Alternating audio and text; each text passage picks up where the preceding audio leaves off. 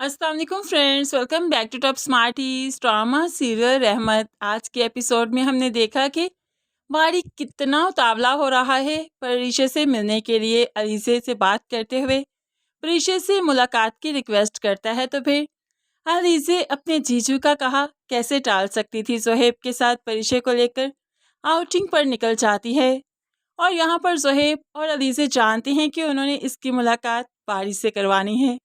खैर यहाँ पर परीशा तो देखती रह गई जब बारी आया और परीशा का हाथ पकड़ते हुए ज़ोहैब की गाड़ी से निकालकर अपने साथ ले गया।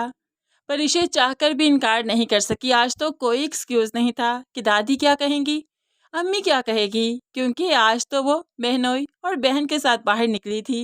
बारी परीशा से बात करते हुए कहने लगा, नहीं रहा जाता, क्या करूं, फिर इस तरह से के काम तो करने ही पड़ेंगे, बस जल्दी से शादी हो जाए, अब इंतज़ार नहीं हो रहा। तो परीशा इसकी बातों पर मुस्कुरा देती है। तो बारी कहने लगा, यकीन मानो शादी के बाद तुम्हारी आंख में एक भी आंसू नहीं आने दूंगा, तुम्हें हर वो खुशी दूंगा जो तुम डिजर्व करती हो। तो परीशा मुस्कुरा कर कहने लगी, शादी से पहले सभी ये बड़े बड़े दावे करते हैं, असल हकीकत तो शादी के बाद मालूम पड़ती है।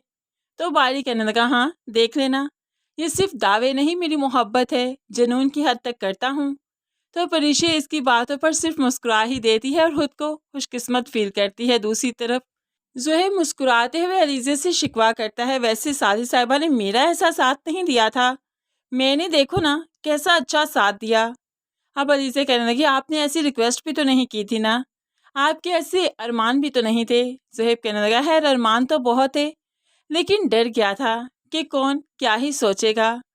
अब यहाँ पर ज़ोहैब को ऐसी मुलाकातें परीशा और बारी की बहुत अट्रैक्टिव लग रही हैं और उसे लगता है कि ये गोल्डन पीरियड है और शादी से पहले ऐसी मुलाकातें तो होनी ही चाहिए। दूसरी तरफ रुमैसा बेगम, जो कि परीशा के ससुराल से आया हुआ सामान घर देखने आई, तो यहाँ पर तो उसकी आंखें फटी की फटी रह गई। ज़ुबैदा, बड़ा अच्छा हाथ मारा तुमने, जिस पर ज़ुबैदा चौंक गई। तो रुमैसा अपने अल्फाज पर गौर करते हुए कहने लगी, मेरा मतलब है परीशा का नसीब बहुत अच्छा है, बहुत ज़बरदस्त फैमिली है, छोटी सी फैमिली है, ना नन और ना सास का झंझट।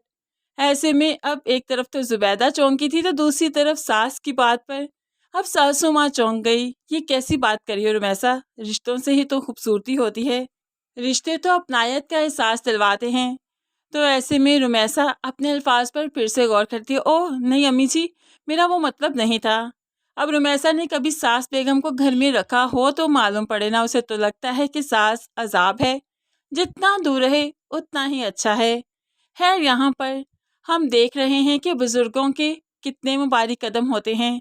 ज़ुबैदा के घर में जो ये बुज़ुर्ग मौजूद है, तो ज़ुबैदा के घर में किस कदर खुशहालियाँ हैं। दूसरी तरफ रुमैसा बेगम, जिसके पास बेटे भी हैं और फिर शौहर भी उसके साथ है, फिर भी वो इस कदर खुशहाल नहीं जितनी ज़ुबैदा है।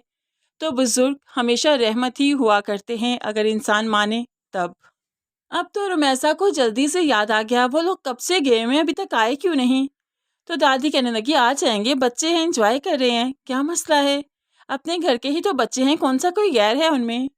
अब रुमैसा को अगर ये मालूम पड़ जाए कि ज़ोहैब और अली से परीशा की बारी से मुलाकात करवाने ले गए हैं, तो ये तो जीते जी ही शायद मर जाएगी। खैर यहाँ पर रुमैसा को तो कानों कान खबर नहीं हो रही कि यहाँ पर क्या कुछ चल रहा है, लेकिन इस सब की वजह से मिनाल की ज़िंदगी काफ़ी डिस्टर्ब है। मिनाल काफ़ी कोशिश कर रही है कि सबके दिल में अपना मकाम बनाए रखे, लेकिन बहुत मुश्किल है। आज डाइनिंग टेबल पर आए तो मुस्कुराते हुए कहने लगी, वाह खुशबू कितनी अच्छी आ रही, खाना बहुत मज़े का बना, लगता कुछ स्पेशल बना है।